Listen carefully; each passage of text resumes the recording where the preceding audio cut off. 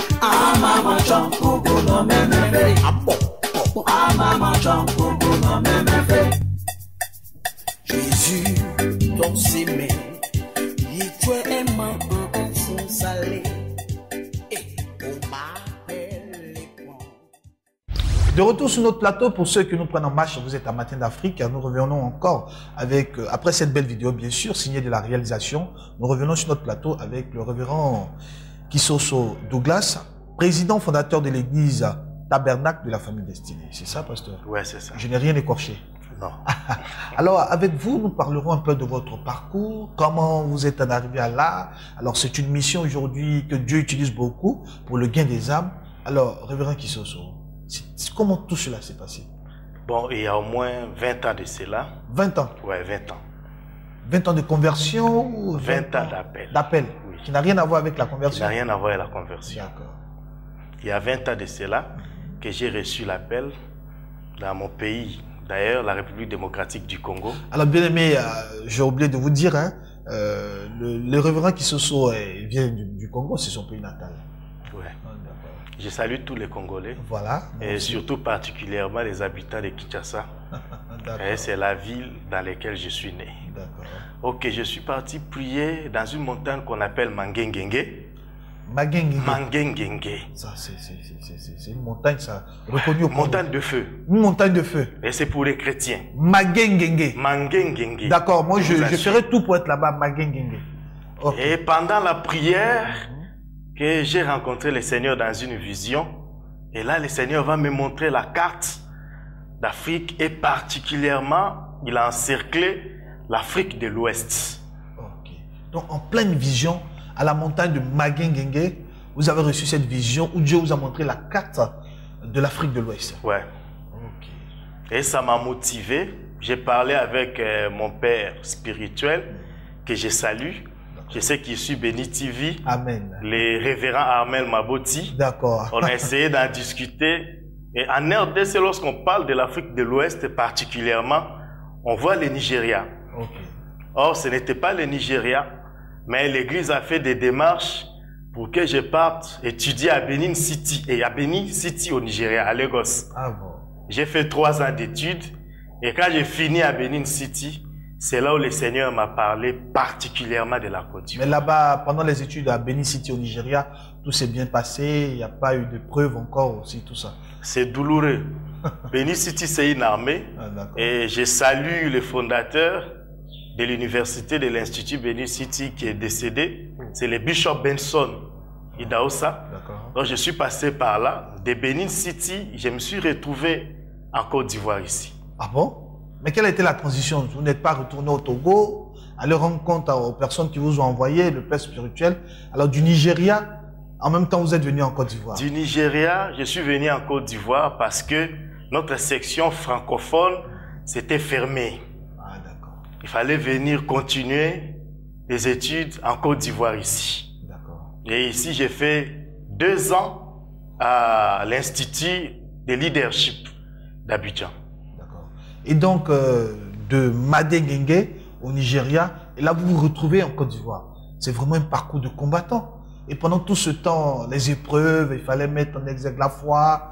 Et là, vous ne vous êtes pas dit que est-ce que c'était vraiment la volonté de Dieu? Il ne vous est pas arrivé par moment de dire, ben écoutez, cette histoire de Dieu là, je vais arrêter, je retourne au Congo. J'étais vraiment éprouvé, hyper éprouvé.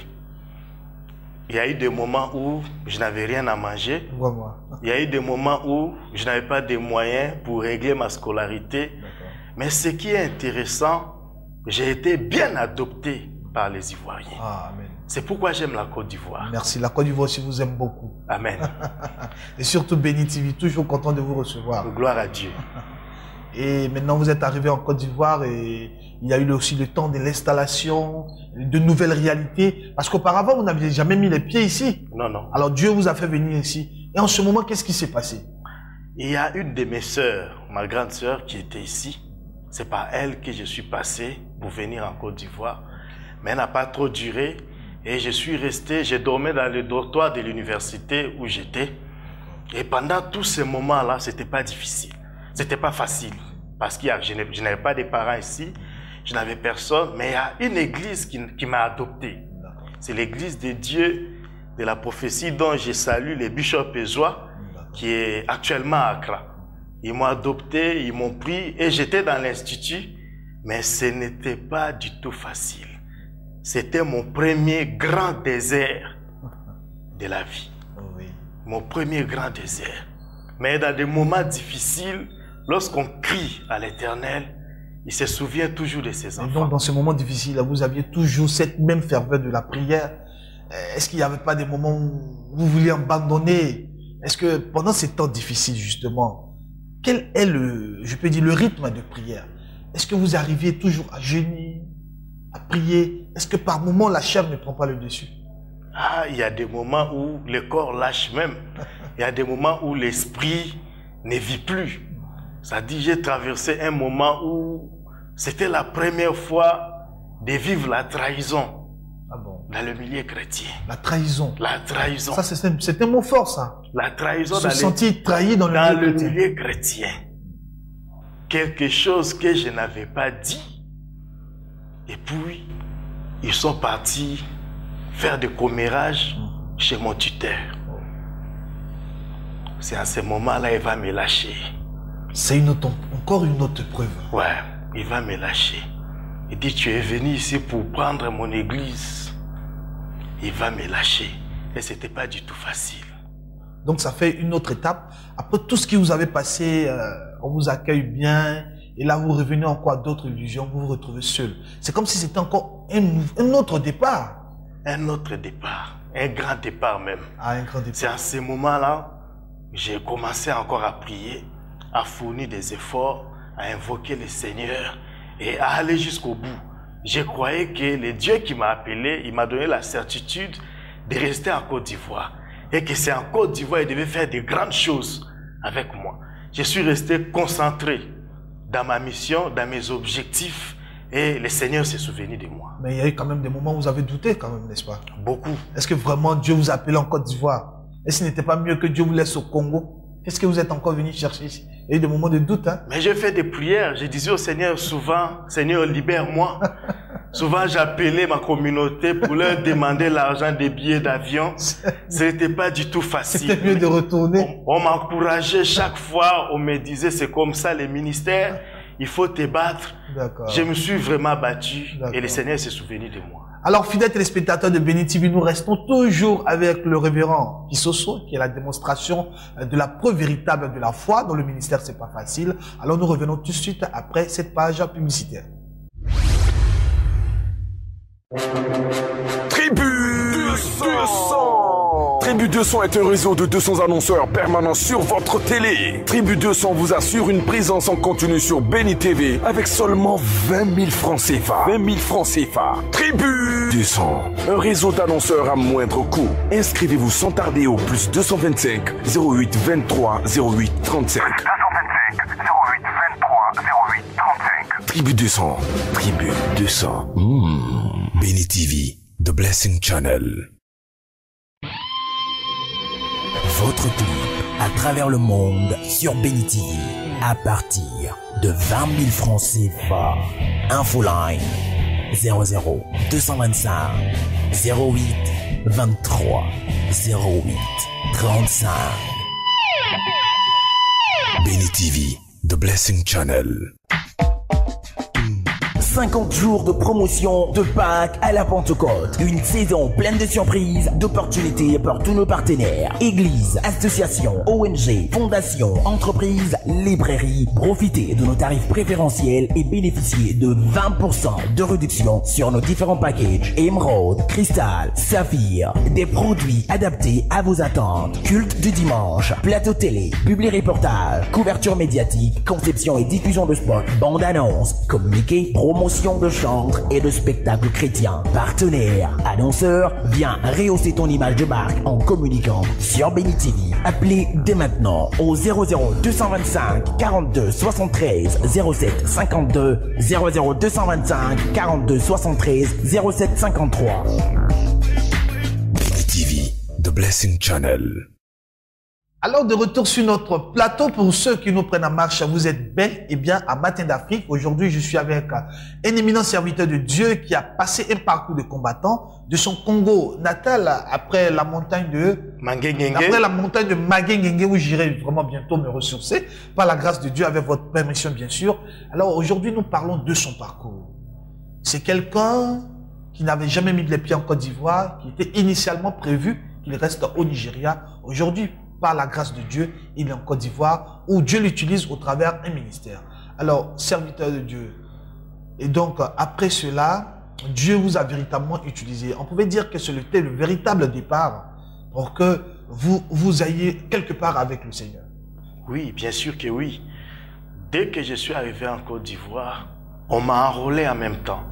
Bien sûr que j'étais étudiant, mais j'étais déjà pasteur. J'avais déjà le ministère. Alors là, vous êtes sorti d'une communauté, après le commérage, comme vous l'avez dit. Et donc, il fallait que vous preniez vos envols de par vous-même. Je ne suis pas sorti de la communauté parce que je ne faisais pas partie de la communauté. C'est une communauté américaine qui est représentée en Côte d'Ivoire. Et le bishop qui nous a reçus, c'est lui qui s'occupait de l'université. L'université, c'est une université américaine. Et dont je salue le directeur Dandy, qui est notre formateur. Mais moi, ce n'était pas du tout facile. C'était pas du tout facile. Après le commérage, bon, ils m'ont lâché. J'ai travaillé à l'église de Dieu de la prophétie étant qu'un missionnaire. Je ne faisais pas partie de l'église. Mais dès que je suis arrivé, 3 mois après, ils m'ont enrôlé.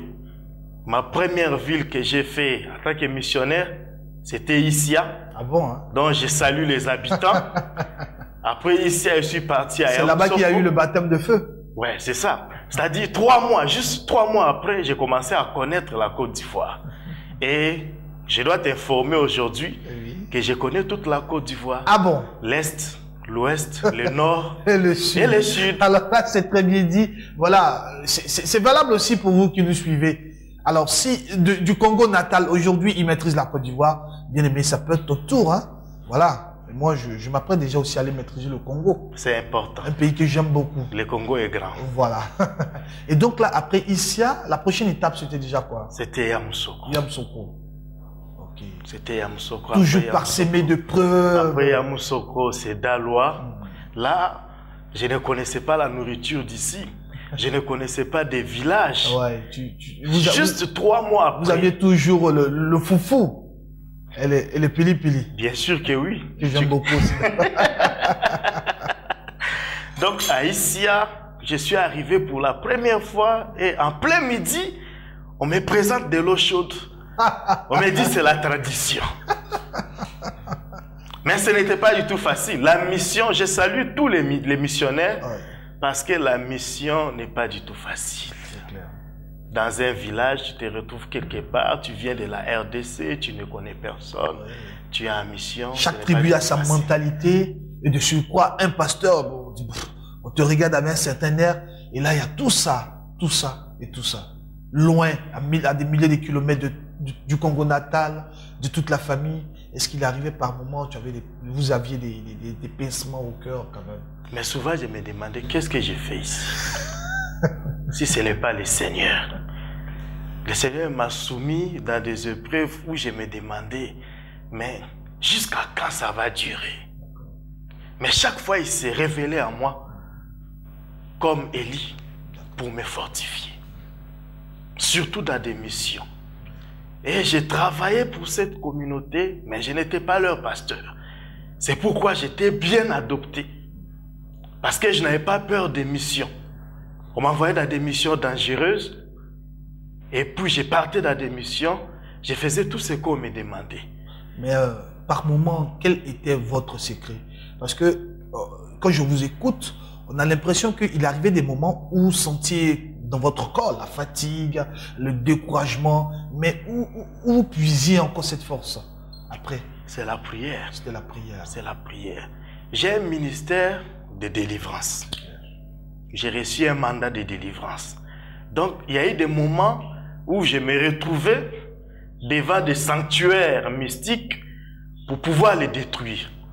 Il y a eu des moments où je me retrouvais devant des fétiches et des féticheurs pour pouvoir les détruire. Donc ça, ce n'est pas du tout facile. Il fallait vraiment être une personne de prière. De prière. Donc aujourd'hui, c'est pour dire tout ministère doit prendre sa source dans la prière. Pour quelqu'un qui n'est pas un véritable homme de prière, il lui sera difficile de mettre sur pied un ministère. Raison pour laquelle notre Seigneur Jésus-Christ s'est ressourcé. Tous les matins, il montait avec Pierre, avec Jean et Jacques pour pouvoir prier. Ok.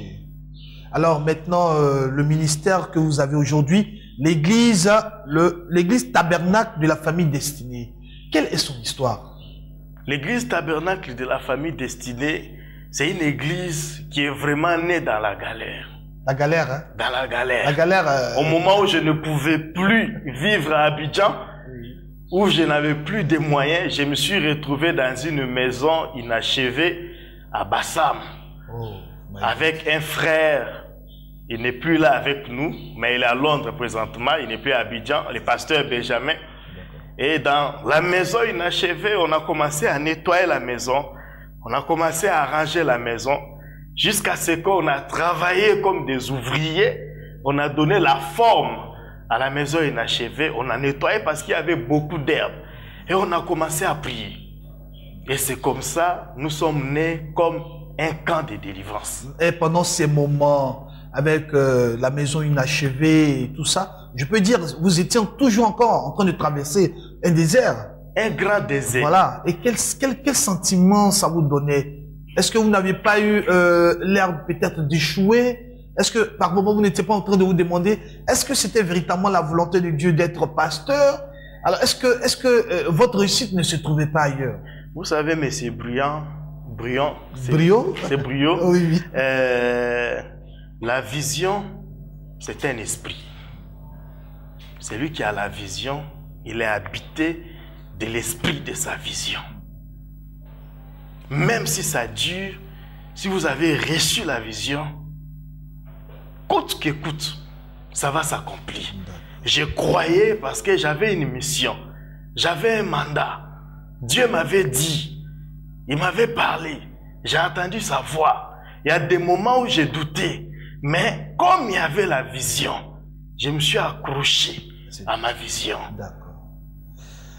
Alors, fidèles téléspectateurs de Béni TV, nous sommes toujours avec le révérend Kisoso. Je vous présente maintenant ici la rhapsodie, je dirais, des réalités pour jeunes lecteurs.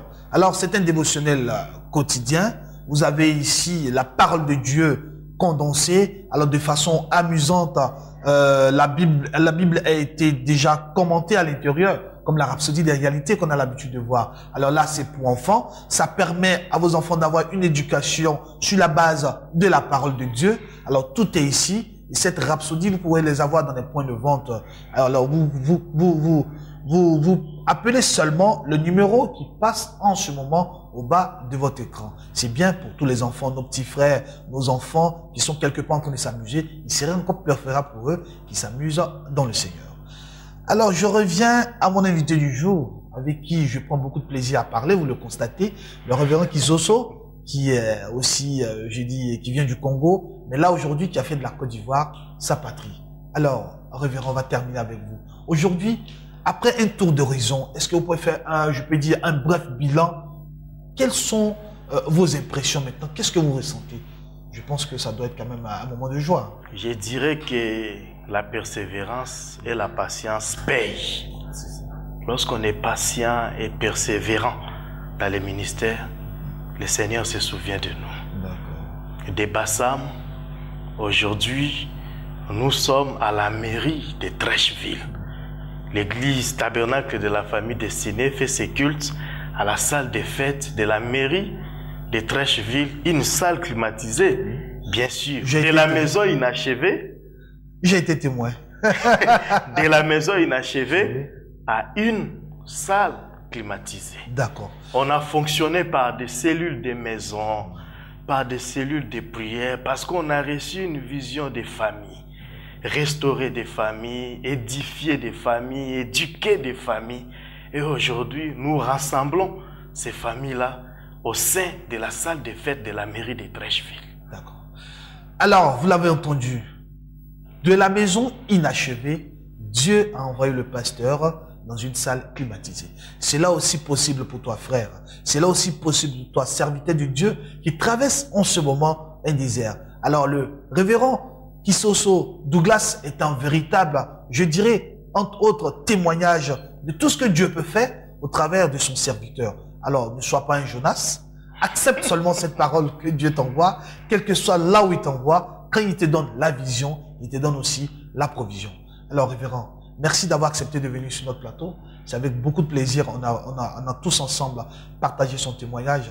Est-ce que vous avez un dernier appel à lancer à toutes les personnes qui vous regardent, depuis le Congo, depuis l'Angola, dans tous les pays? Alors, pour eux, bénissez-vous vous. Je voudrais dire à mes frères qui ont reçu les ministères comme moi que Dieu est partout. Quand on dit que Dieu est partout, il y a beaucoup de gens qui ne croient pas. Mais Dieu est partout. Aujourd'hui, nos jeunes frères, ils ont la vision d'aller en Europe, abandonner l'Afrique et ses villages et ses réalités. Mais l'Afrique a besoin de réveil spirituel. Il faudrait qu'on s'élève, nous les enfants de Dieu, surtout dans cette période, pour pouvoir changer l'Afrique sur le plan spirituel. Je sens un bruit positif, un bruit positif. L'homme de Dieu doit être à l'écoute. Je sens un bruit positif, surtout pour la Côte d'Ivoire. Un bruit de réveil spirituel. Il faudrait que nous, les hommes de Dieu, nous, les serviteurs de Dieu, que nous soyons unis davantage. Comme la Bible dit, si deux d'entre vous s'accordent, on doit s'accorder pour devenir une force que le royaume des ténèbres ne pourra pas maîtriser.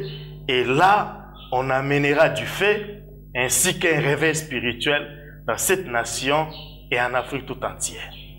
Alors, révérend Kisoso, mais je ne vais pas vous laisser partir comme ça sans que vous ne vous adressiez quand même en quelques phrases en lingala, une langue que j'aime beaucoup d'ailleurs, ouais. Les fidèles téléspectateurs de Béni TV. Oui, oui, c'est une bonne chose. Napesi bandeko nyonso mbote, bandeko RDC mbote, bandeko Brazzaville mbote, bandeko nyonso baza na Afrique napesi bino mbote, na ebisi bino ke nzamba za na bomoi, Yesu abwaka kabana na ete atika biso te, to kangama toujours na ye, akosala makambo minene elongo na biso. C'est clair. Alors moi, je vous dirais, Zambe Pambola. Zamba Pambola yo. Apambola pe yo. Alors, fidèles téléspectateurs de Béni TV, c'est avec beaucoup de plaisir que j'ai été en votre compagnie ce matin pour ce numéro de Matin d'Afrique. Nous sommes à la fin. Nous continuons de suivre les programmes de Béni TV sur le site qui s'affiche sur le bas de votre écran. Aujourd'hui, je te dis comme ça, prospère à tous égards comme prospère l'état de ton âme. Alors, je vous dis bye bye aujourd'hui. Rendez-vous pour un autre numéro. D'ici là, portez-vous bien. Au revoir.